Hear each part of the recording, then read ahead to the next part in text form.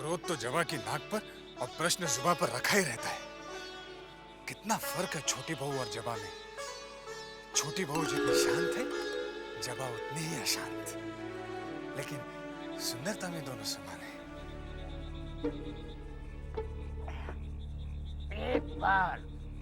एक बार वो मुझे मिल जाए, फिर सारा हिसाब चुकता कर दूंगा। साला, इसी की वजह से मेरी नौकरी गई, इसी की वजह से। नहीं छोड़ूंगा, नहीं छोड़। मालक जी, वो आ रहा है। पकड़ सारे को, भागने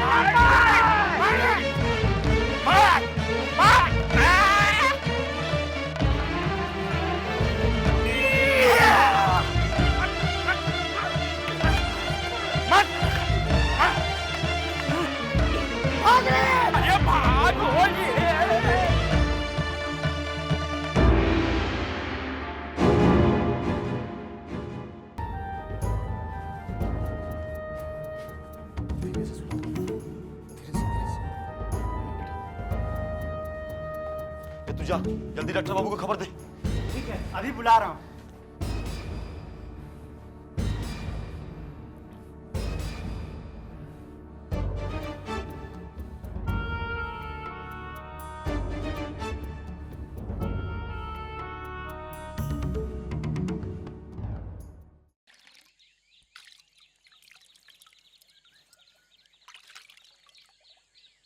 कितनी बार हुआ रे? 61 बार हो गया बड़ी माँ। चल 3 बार और धुला। 62, 63, 64 हो गई पूरी 64 बार। बड़ी दीदी, आज फिर किससे छू गई? तेरी घोड़ी से। मेरी घोड़ी से? भला आपको अस्तबल में जाने की क्या जरूरत पड़ गई? अरे वो घोड़ी नहीं, वो बेलगाम घोड़ी जो दिन भर हवेली में कुदती फिरती है। तेरी वो सिंधु छू गई मुझे। मेरे सामने ये हंसी मजाक मत किया कर मछली, हर बात पर बत्ती सी चमका देती है। संभल के जाइएगा दीदी, कहीं वो बेलगाम घोड़ी फिर से न छू जाए। अरे आपको होश आ गया? शिवनाथ, शिवनाथ दूध लेके आओ।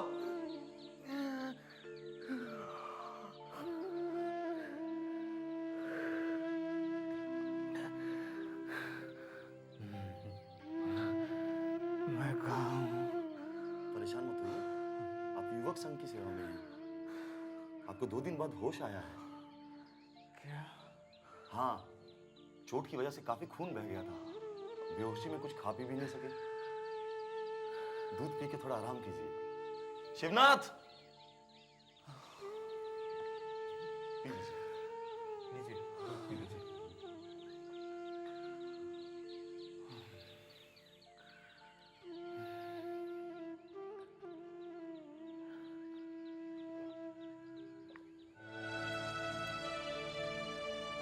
पाठक बाबू, भूतनाथ नहीं है? नहीं दीदी, हमेशा तो समय पर आ जाते हैं, पर पता नहीं 2 दिन से क्यों नहीं आ रहे।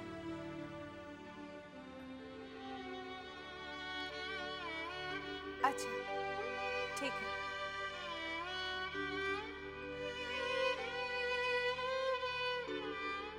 उस दिन भूतनाथ मुझे कुछ बताते बताते रुक गया था और उसी दिन से दफ्तर भी नहीं आया। पता नहीं उसके दिल में क्या है। जबा, क्या हुआ बेटा? तू परेशान है? हाँ, नहीं, हाँ, वो 2 दिन से भूतनाथ दफ्तर में नहीं आया पिताजी। 2 दिन से नहीं आया? हो सकता है उसकी तबीयत खराब हो। तू चिंता क्यों करती है? मैं पता लगाता हूँ। कदम भैया, आपको उनके खिलाफ कोई बड़ा कदम उठाना ही पड़ेगा। हाँ, परसों वो बेचारे लहूलुहान सड़क पर पड़े मिले। गोरों ने अपने जूतों के ठोकरों से मार मार कर बेहोश कर दिया उन्हें। हो सकता है ये काम गोरों का ना हो। हाँ, तो क्या भूत करेगा? गुंडा भी तो हो सकते हैं, या गुंडे का कम है? और तुम ये क्यों नहीं समझते एक गोरे को मार के होगा क्या? गौतम भैया ठीक कहते हैं, जब हजारों गोरे किले से दौड़ते हुए आएंगे तो हम बंगालियों को भागने की जगह भी नहीं मिलेगी। यह अखाड़ा भी तो हमने अंग्रेजों के खिलाफ लड़ने के लिए बनाया है, मगर कोई आता ही नहीं, कोई सदस्य बनने के लिए तैयार ही नहीं है। कौन हो सकता है? देखना निवारण कौन है?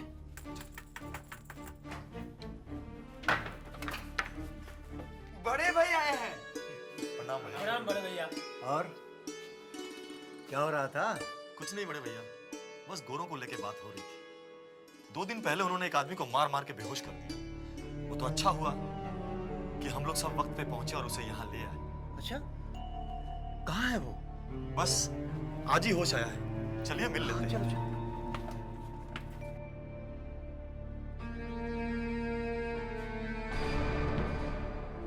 भाई साहब आप?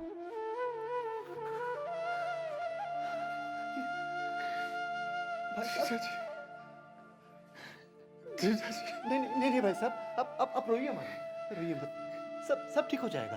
ये लोग आपका पूरा ख्याल रखेंगे। आप बिल्कुल सही जगह पे आ गए हैं। ये मेरे साले साहब हैं। ध्यान में आया, मैंने तुमको हवेली में देखा है। नहीं भाई साहब, नहीं, आप घबराइए मत, बिल्कुल चिंता मत करिए, ये लोग आपका पूरा ख्याल रखेंगे। और हाँ, जब तक आप ठीक नहीं हो जाते आप यहाँ से कहीं नहीं जाएंगे।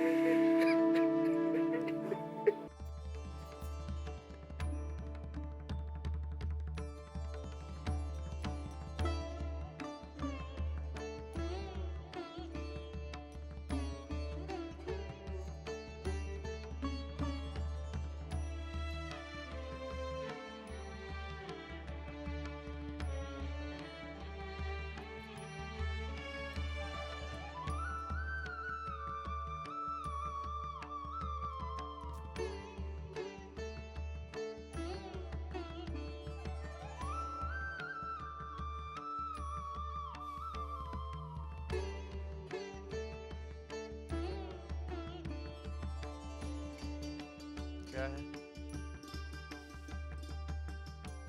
कैसी लग रही हो? अच्छी हो बुरी तो नहीं लग सकती ना। चलिए, तसल्ली हुई है जानकर कि आपके दिल पर भले ही किसी और का कब्जा है, मगर मैं आपके दिल के किसी कोने में बसती हूँ। हटो भाई, देरी हो रही है। छोटी बहू, क्या बेहुदा हरकत है छोटी बहू? अच्छा नहीं लगा? हमें बिल्कुल अच्छा नहीं लगा। ओ, देखा तुम्हारी हरकत का नतीजा?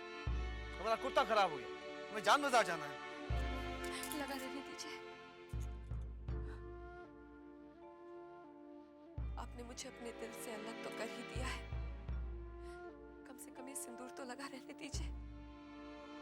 मुझे इतनी ही तसल्ली है कि भले ही मैं आपके दिल के करीब नहीं, मेरा सिंदूर तो है।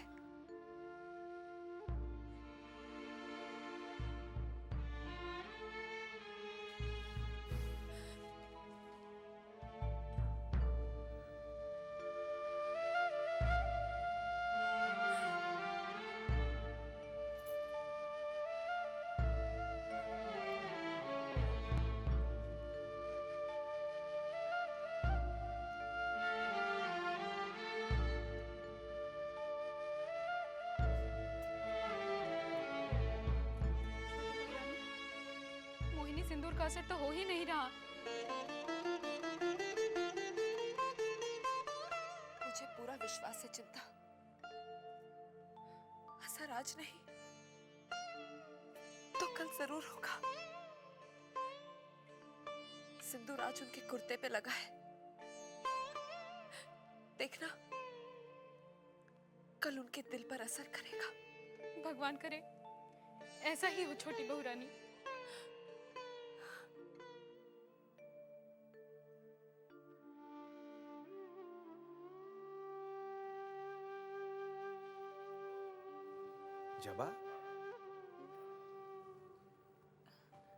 पिताजी, भूत भूतनाथ बाबू को आज ना आए हुए 3 दिन हो गए। आपने कुछ पता लगाया? हाँ बेटा, मैंने हवेली में पता लगवाया था, लेकिन पिछले 2-3 दिन से भूतनाथ वहां भी नहीं पहुंचे। मुझे चिंता हो रही है। भगवान ना करे उनके साथ कोई ऊंच नीच हो गई हो। तू घबरा मत बेटी, मैंने अपने कई आदमियों को भी बोल रखा है। भूतनाथ बाबू जहां भी होंगे आज कल में हमें उनका पता चल ही जाएगा। जी।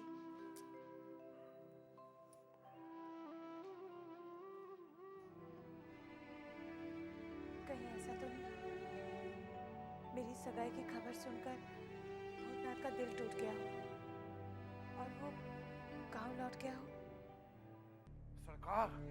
सरकार एक बहुत बुरी खबर लाया हूँ। मजले बाबू मर गए क्या? काश ऐसा हो सकता। जानते हैं आपको नीचा दिखाने के लिए उन्होंने क्या किया है?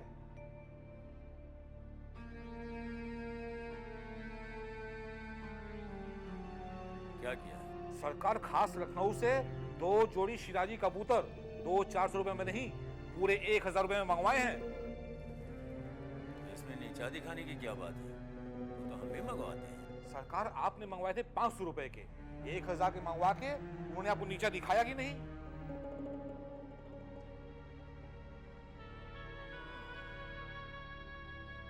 ये तो मैंने सोचा ही नहीं था। तो सोचिए सरकार, सोचिए। वो हर कदम पे हमें नीचा दिखाते चले जा रहे हैं। अब आपको कुछ ऐसा करना है कि नीचा उनको देखना पड़े।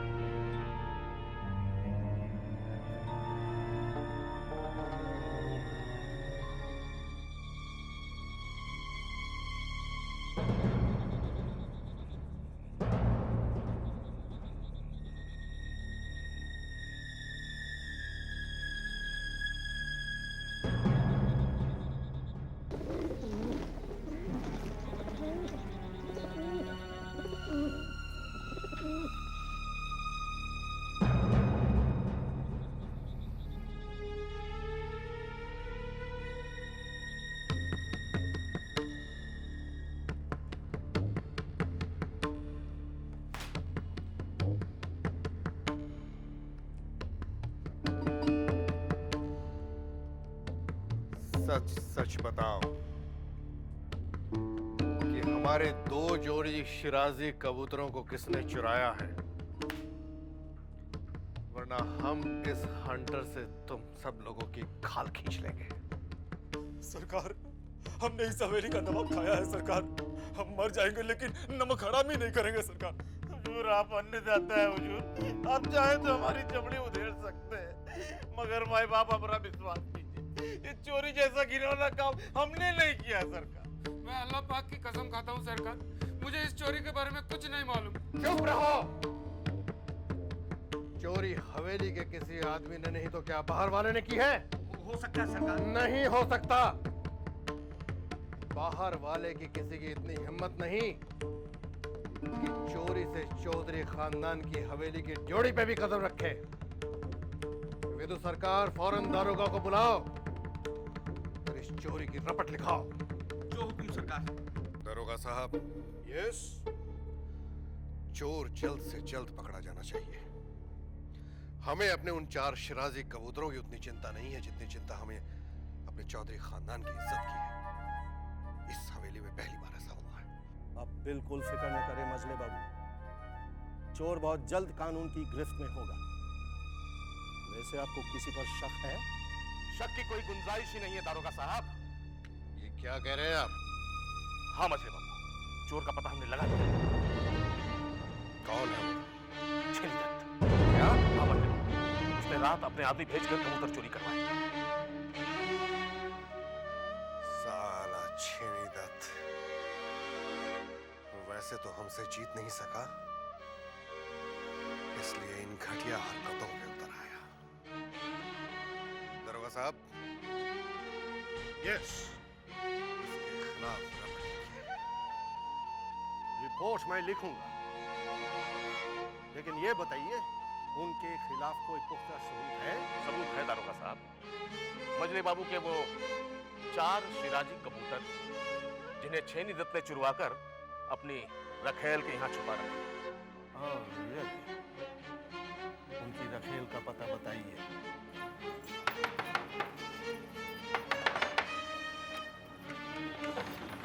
पुलिस? हाँ पुलिस, हमें तुम्हारे घर की तलाशी लेनी है। क्यों? हमें शक है कि मजले बाबू के चुराए हुए कबूतर तुम्हारे यहाँ छुपाए गए हैं। नहीं नहीं नहीं, यहाँ पे कोई कबूतर नहीं है। हटो, अभी मालूम पड़ जाएगा। तलाशी लो पूरे घर की।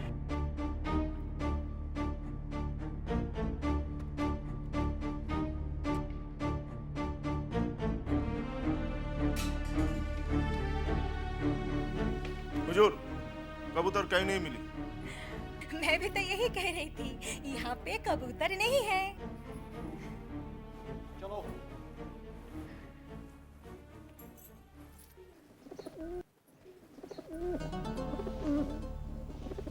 तो ये आवाज कबूतर की नहीं तो क्या मुर्गी की है? हाँ?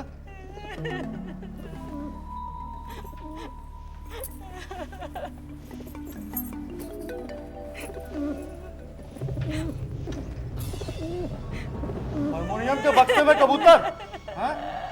चोरी के जुर्म में तुम्हें लंबी सजा मिलेगी। नहीं हुजूर, मैंने कोई चोरी नहीं किया। तो किसने चोरी की बोल? वो छेनी दत्त ने मुझे उपहार में दिया था। तो चोर है छेनी दत्त।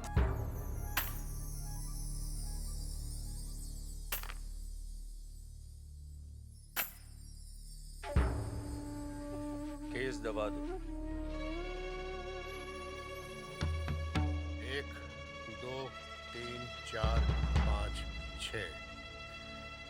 केस अदालत तक पहुंचना चाहिए।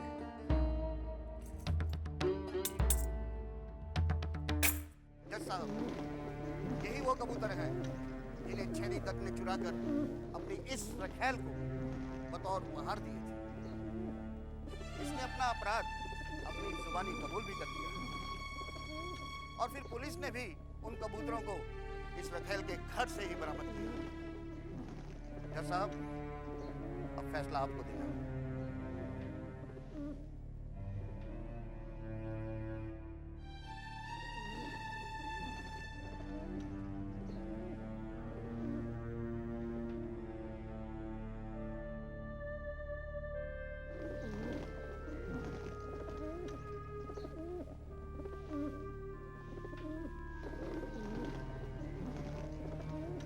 सारे सबूतों और गवाहों को मद्देनजर रखते हुए ये अदालत इस नतीजे पर पहुंची है कि वाकई एक कबूतर छेनी दत्त ने अपने आदमियों से चुरवाए। इसलिए ये अदालत छेनी दत्त पर 500 रुपया जुर्माना लगाती है, जो इन्हें अभी मजले बाबू को अदा करना पड़ेगा।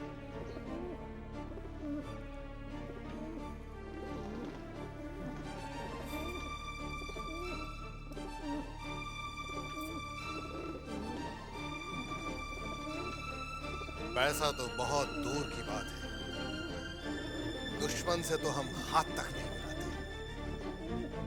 इन रुपयों की औकात हमारे नौकरों के बराबर है। ये तो सरकार। जी सरकार। इन रुपयों को ले लो और हमारी हवेली के नौकरों में बांट दो। जो हुकुम सरकार।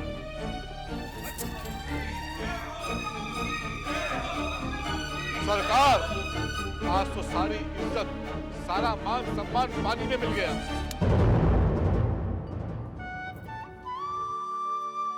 बंसी, जी बहुरानी। ये भूतनाथ कहाँ है? पता नहीं बहुरानी, 2-3 दिन से नजर नहीं आए। रोज तो हवेली में ही आता है ना? आवत तो रहे सोए के खातिर, चाहे जितनी रात हो जाए। अब मालूम नहीं क्या हुआ। अच्छा, तो पता कर, ऐसा ना हो किसी मुसीबत में फंस गया हो। बहुरानी, हो सकता था कि काम की वजह से दफ्तर में रुक गए हुई हैं। अब अगर आज रात नहीं आए ना तो हम कल सुबह जाके पता लगाओ, ठीक है?